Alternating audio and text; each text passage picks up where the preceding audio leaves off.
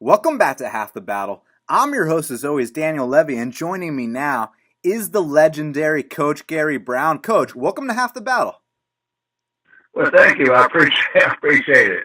Oh, the pleasure's all mine. So we got a lot to talk about, and obviously we got to talk about your career as a championship level coach. I mean, you trained guys such as Rick Roufus, Buster Douglas. Tell me about those days taking those guys to world championships. Well, I trained a lot of other people. One of the other fighters that I work with had been in jail before, and he was kind of a drug addict, and his manager brought Rick Roufus to Georgia from Milwaukee, and he had his fight down here in Atlanta.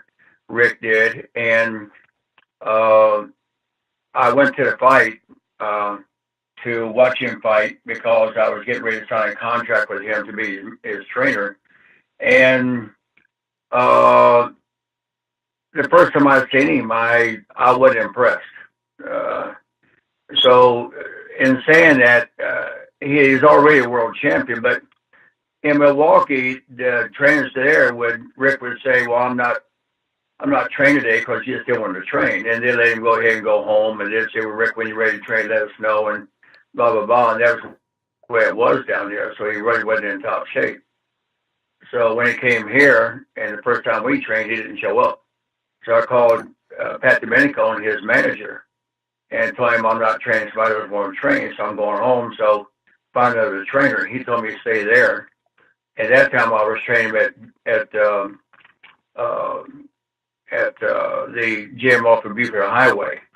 And finally, Rick showed up about an hour later. We trained. He was still wasn't talking too much. And the next day we trained, we started talking. He started getting involved. And that's how I started working with him.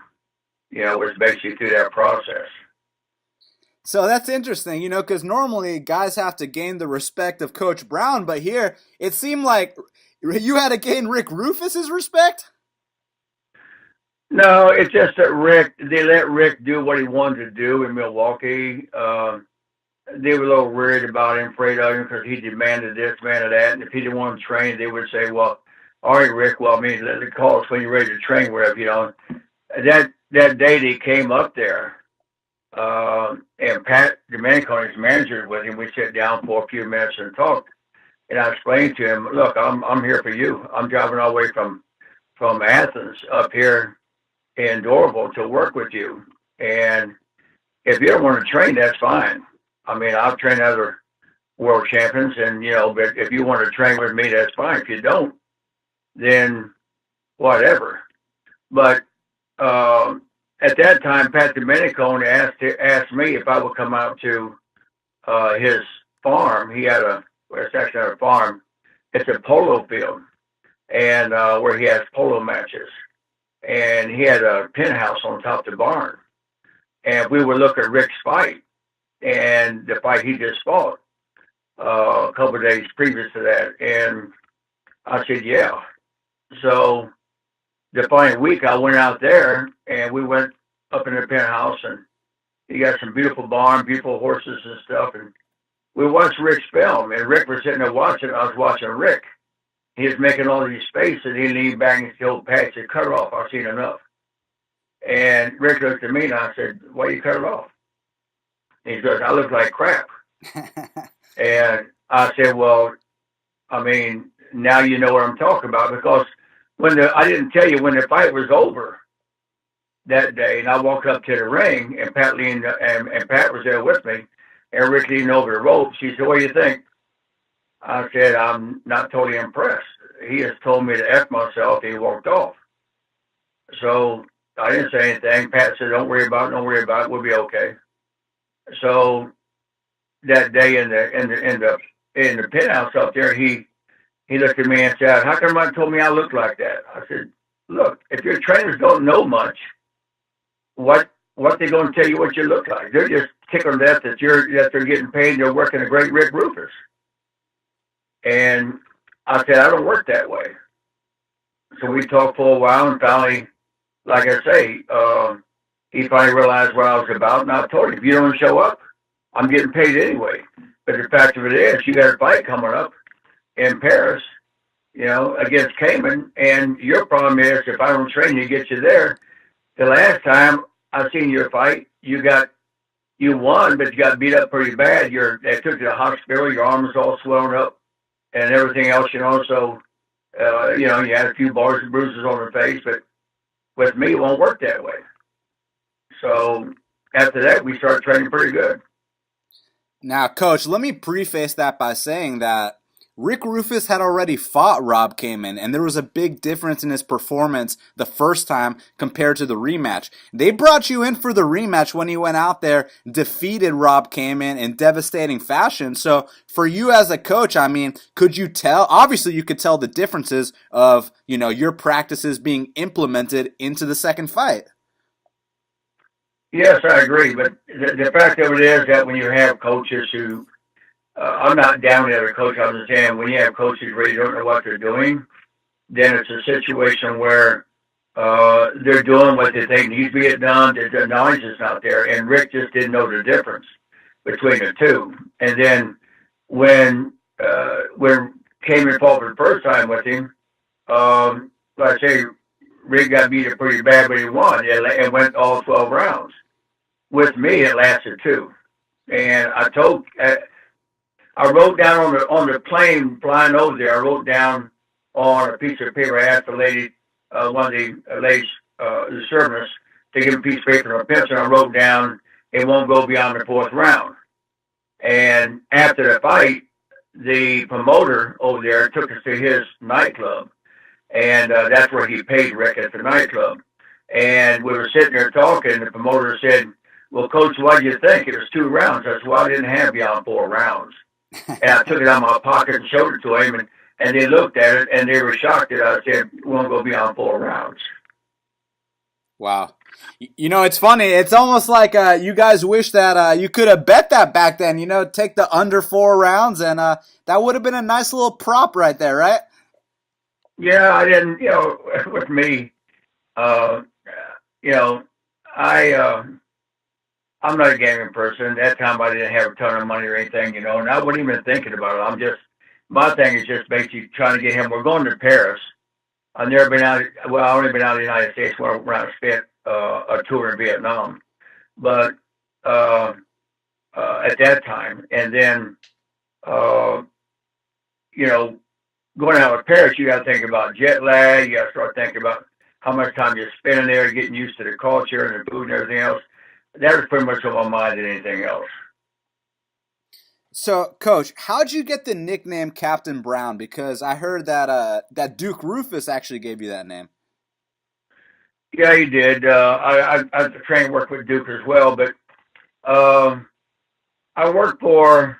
I quit doing working for the sheriff's department in Jackson County, and I took a job closer by that I lived in Athens that gave me more time to train people, but also I worked a job with a security agency where I became a private investigator, and I was the head of about 104 people on a security force, and I was the captain there, and I think that's where he got the name.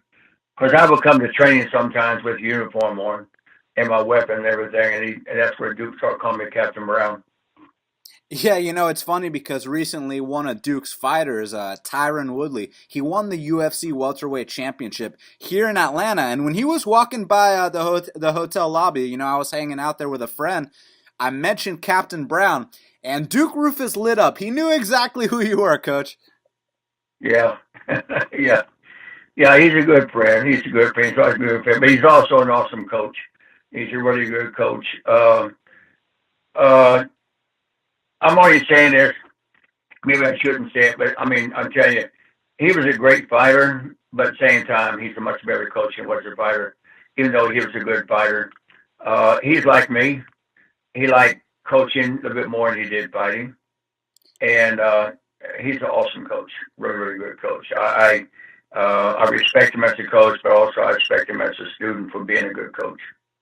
And coach, it's kind of humble for you to say that you're a better coach than you were a fighter. I mean, not taking away from your coaching because obviously it's world class, but what I'm trying to get at here, coach, is that you're a jiu-jitsu black belt, a state champion wrestler, and a champion boxer. So, I mean, how were you able to reach almost the highest level of all three of those combat sports?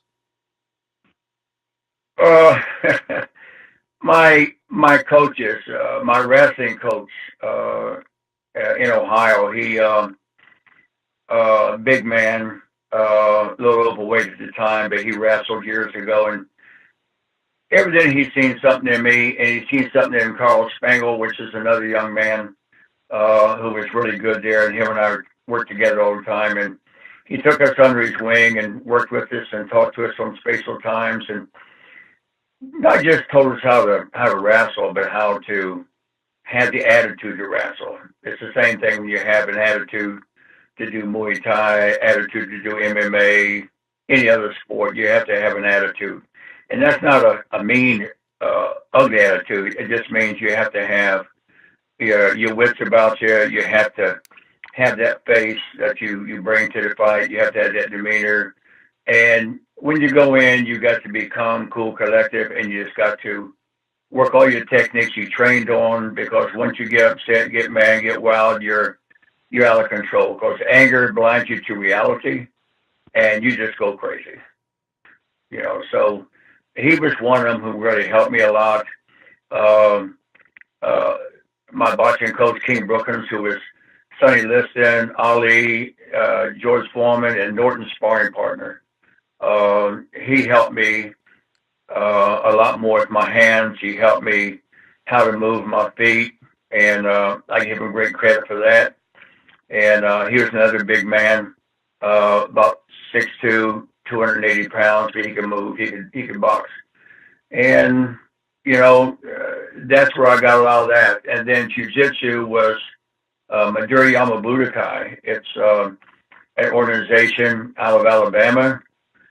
We have an organization here, a part of that here in Winder. And one of the families there helped me to get involved in Maduri Budokai because I want to continue my martial arts. And they all took me took me under the wing. And then Sheehan Wilson, who was the head instructor, who was a Tiffany black belt from the Japanese. He lived in Japan for years and years. And when the war started, he came back over here. And he started Maduri Budokai.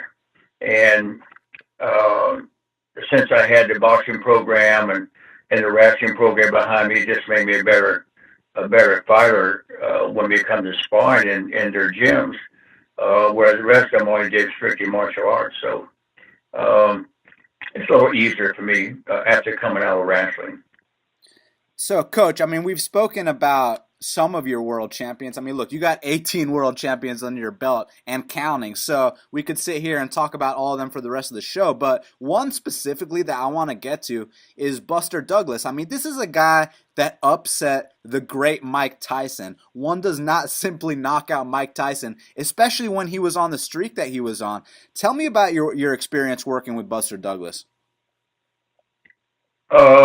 My experience with him would start out with his father, Bill Douglas. In Columbus, Ohio, I had a small gym, and Bill showed up one day. I had some fighters, Jeff Ripper, who's one of my kickboxing world title holders who lives in Atlanta here now, and he come down here to Georgia with me. It started there in the gym, and I was working with Bill, and Bill was getting ready to have a fight in New York City at Madison Square Garden, and I was getting ready to have a leg operation. And Bill told me that he needed someplace to work because Blackburn Recreation Center was being remodeled, and so I started training, started working with him there. And then a friend of mine, Steve Jones, my best friend, who boxed, he went to Madison Square Garden with him because during that time I went to the hospital to have a knee operation. I couldn't go with him, but I trained him during that time to go.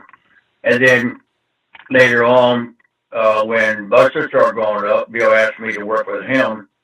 So I worked with him at a young age and worked with him for 4 or 5 years. And then I came here to Georgia.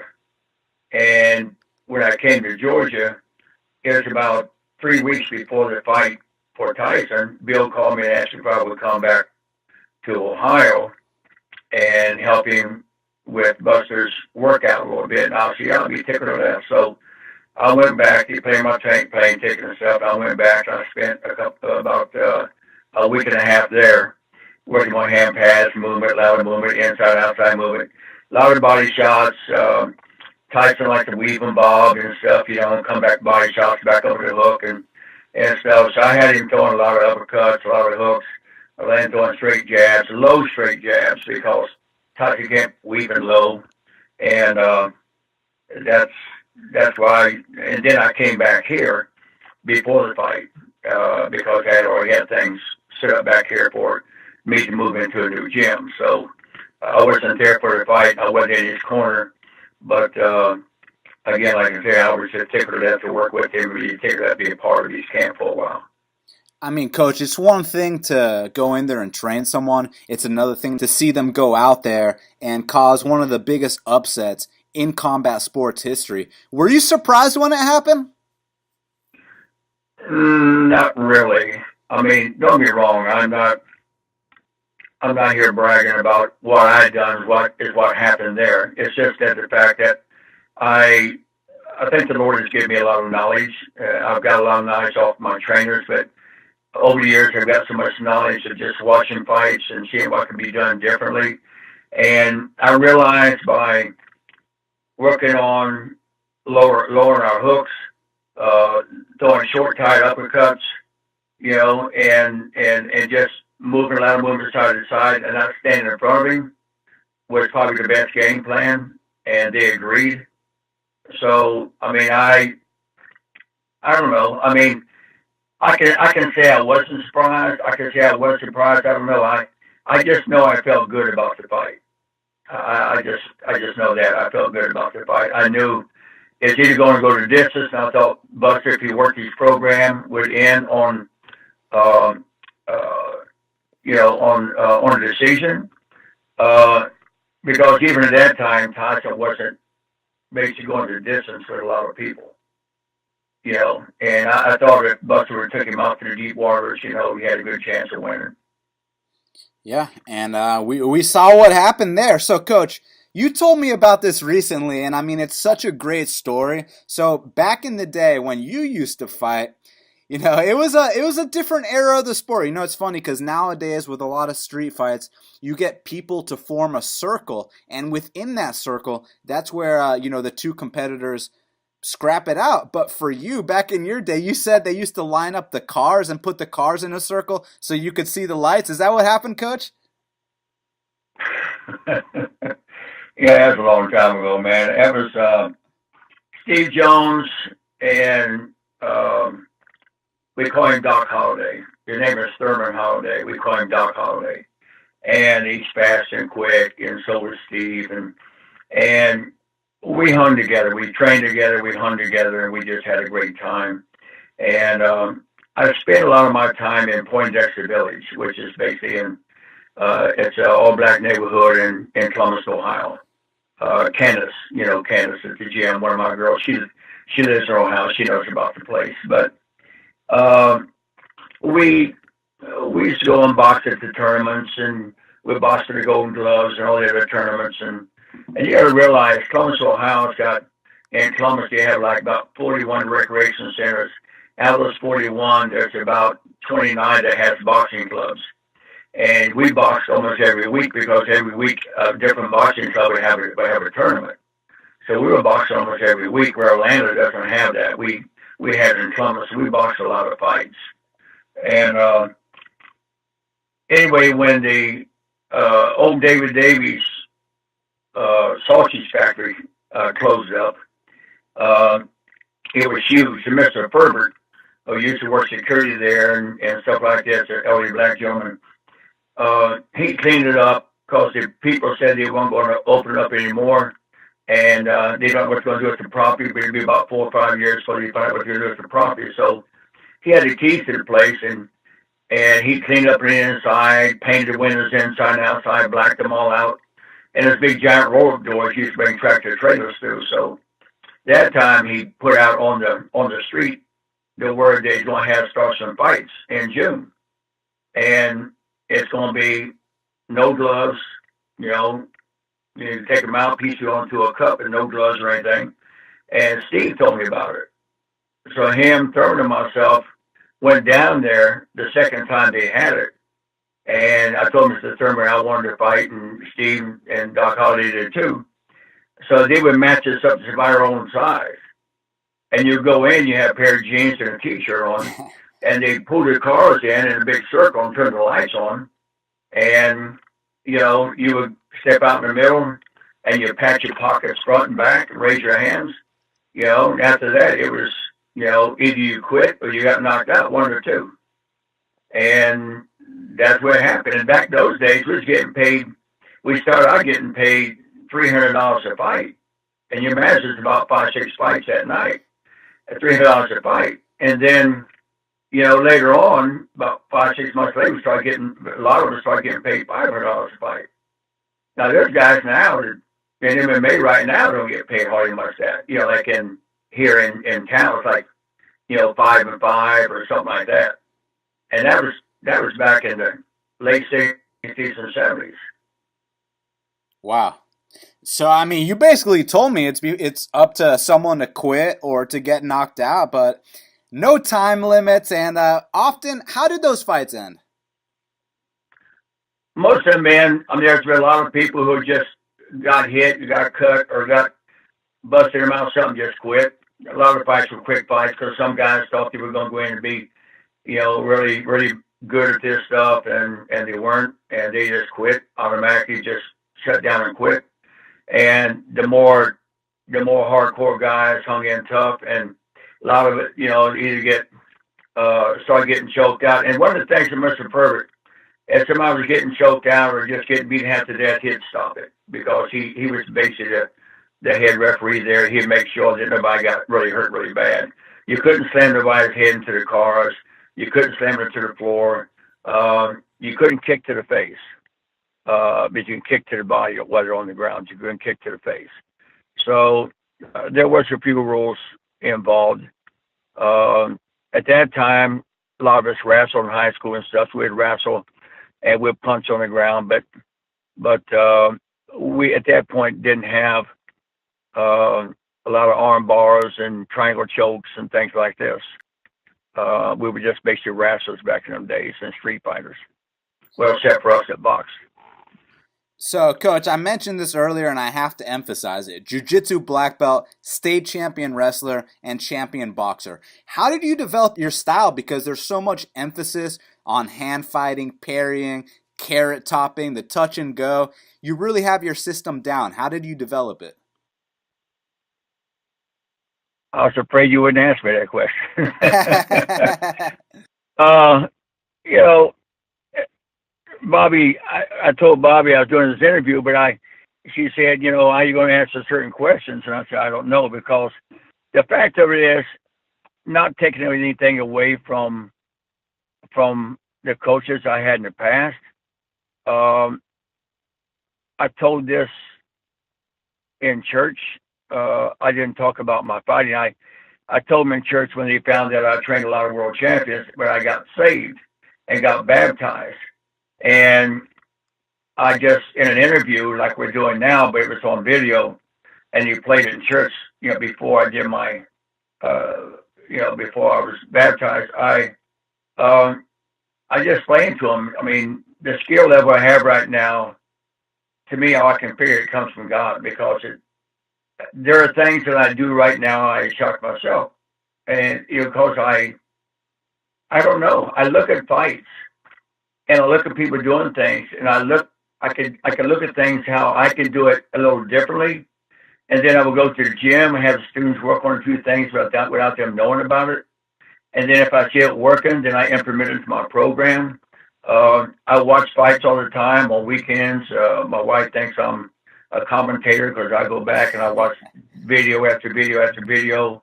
I watch all kinds of Droy fights, MMA fights, Thai fights, and I look at things and I study. I don't look at it like a fight. I enjoy it, but I look at it over and over again, certain fights to see what people are doing, and then I have a friend of mine in Athens who him and I worked together, and I would try a lot of things on him, and then I would kind of critique it a little bit to the point of, you know, coach, it's uncomfortable, but it's not that painful. So I would move my hand a little bit, my arm a little bit, and all of a sudden, right there. So I would critique it and make it work for myself. And the Carrot Top is just one of those things that I did in Athens, Ohio, working with Jeff Ripper, and in a gym, a Bondo gym, and I was getting kicked in the shins, and I wasn't used to it because at that time I was just doing taekwondo and boxing and everything else. And I just dropped my knee down one time, and they kicked my shin, put a big knot. I kicked my knee, put a big knot in the shin. I got thinking, well, that didn't hurt. But it took me a couple of days to realize what I'd done. And after I started doing it, the instructor told me not to do it because I was hurting everybody's shins. So and Jeff Ripper started doing it, so I just picked it up. I called it Carrot Top. So, Coach, what's your opinion on the evolution of the sport? Because, I mean, you've been around since the very beginning of the sport, and you've seen it all the way up until now. What's your opinion on the evolution? Well, I think basically we go on as far as we can go as far as technique wise, unless another young man comes up and it runs around the cage on the wall with 3-4 steps instead of jumping off of it. But I think we've come to a point that it's basically just who has the better technique, who can control their emotions, and who can stay informed without getting a little crazy and getting a little wild, or just getting in there and not doing what you're doing in the gym. And that's my problem. My problem is technique overrules power. And a lot of people are getting to understand that now. And if you're working your technique and really getting your technique down and learn what your distance is between you and your opponent, between your leg range and your hand range, and knowing how to pair. Because one of the most stupidest things I see right now in MMA is that, and this is not against any certain instructor, is that why do you get your face beat up all the time? I ain't talking about on ground and pound. I'm talking about standing up. I don't see many people blocking punches. I don't see many people slipping punches. I see people trading punches. And look at Forrest Griffin. You know, he told me when I was trying to do some hand pads with him one time to help him to pair some shots. He told me that no, coach, I appreciate you helping me, but I mean, that's what I do. That's why people love me. I'm bloody all the time and this and that. I give them what they want.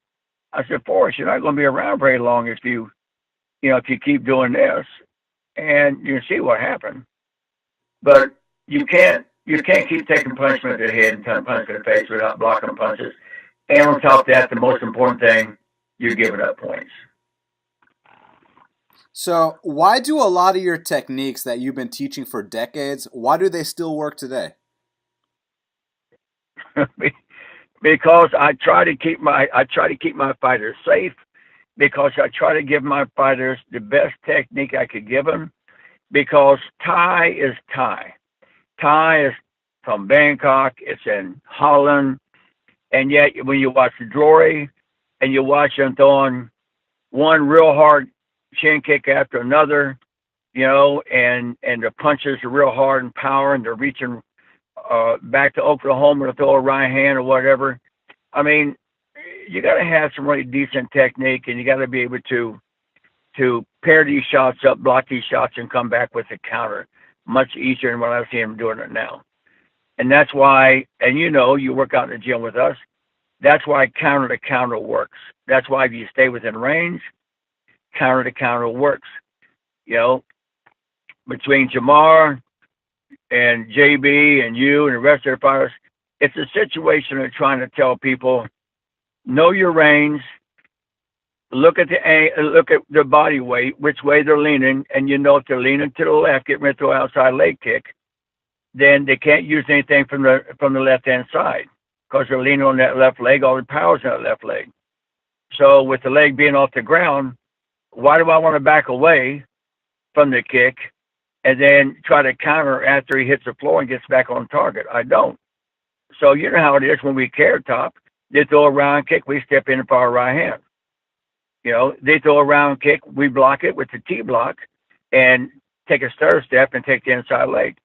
It's just more simpler than that. You don't get hurt.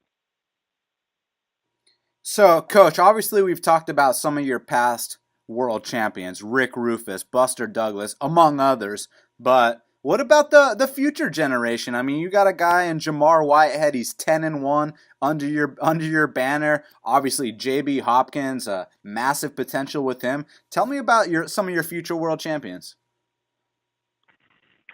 Well, right now, both of those two guys have a chance to get there.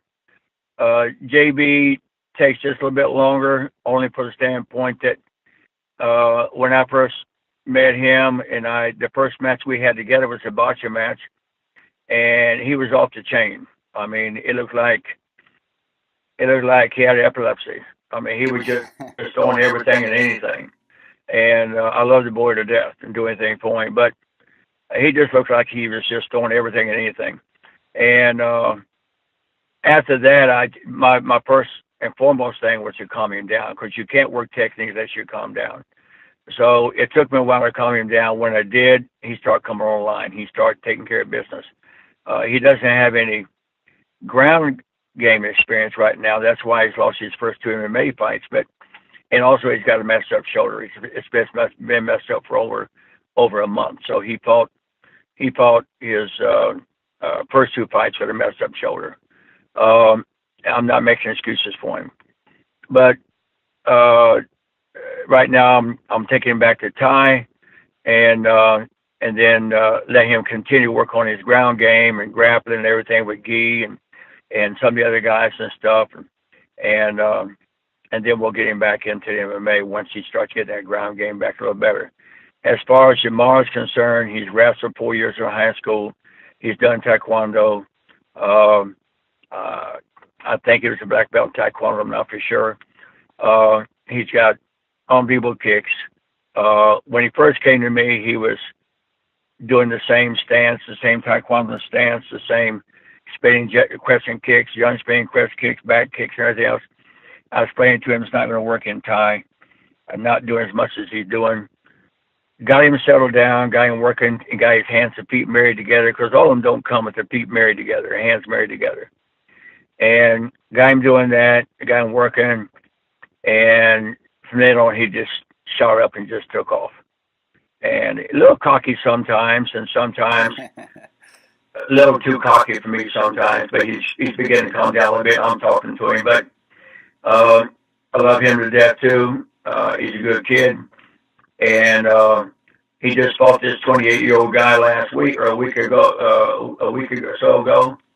And the guy was bigger, stronger. And one thing I tell my fighters when you do MMA, you never stop moving.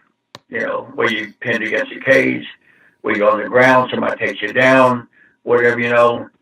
In my style of Jiu Jitsu, which is Shin Jiu Jitsu, it's Japanese Jiu Jitsu, on takedowns. If somebody's trying to take me down, I'm just not falling backwards and I'm going to start moving after you hit the floor. In midair, I'm start turning my body hard, quick. I move a leg. I switch my shoulders real fast, real turn, so I can get a reversal on him before we hit the floor. That's common with us, but it's not common with the jiu-jitsu I'm seeing now. Everybody's just going straight back or going down, and they're not trying to reverse it while they're in midair. That's the best time to do it. So Jamar's doing this. He's making it happen. He doesn't stop moving. You know, the last fight, the guy had him on the ground, hit him by the head, and Jamar kept working, kept turning, kept twisting, and he finally got out of it. If he'd just sit there and that guy got him, didn't wait and got a better, like, try to get him in guard or something, that wouldn't have been a good situation. So he finally got out and got up and was able to take the guys back. But that's my kind of style. I want people moving constantly, allow them moving side to side, in and out. Steady kicking, steady punching, change your combinations up. Don't get in the same look all the time. Yeah, and speaking of the two guys you mentioned, Jamar and JB Hopkins, they got very bright futures ahead of them. Now, Coach Brown, last thing I got to ask you before I let you go. Are Steven Seagal and Chuck Norris legit? Both of them are, especially Steven Seagal. He is.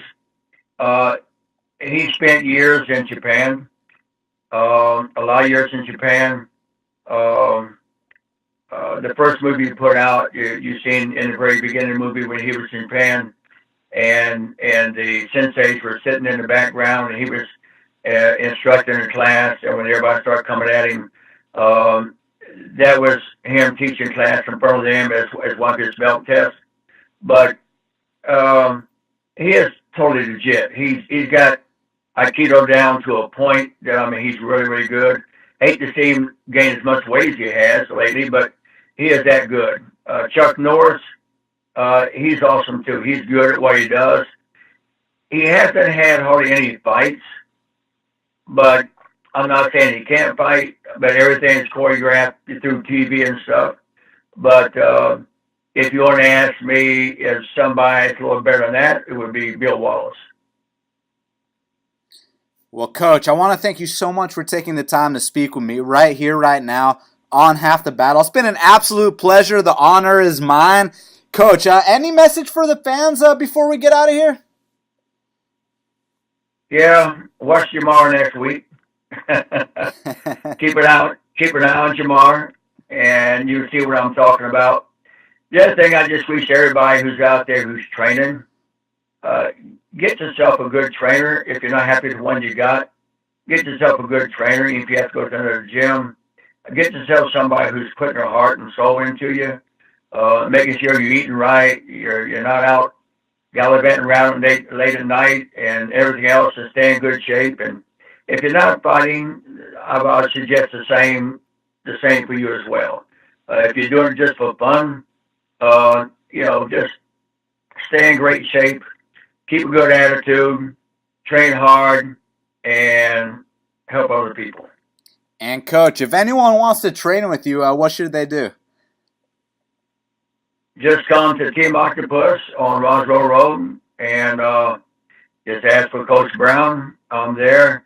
If you're looking to be a world champion, if you're going to be a state champion, come there. If you're looking to just have a good time and train, but yet be able to defend yourself in the street in case something happens, I'm there. If you just want to come have fun and laugh with me, I'm there. Well, Coach Brown, it's been an absolute pleasure. Thank you so much again for the time, and best of luck in the next step, and I'll see you very soon. Thank you very much, and God bless.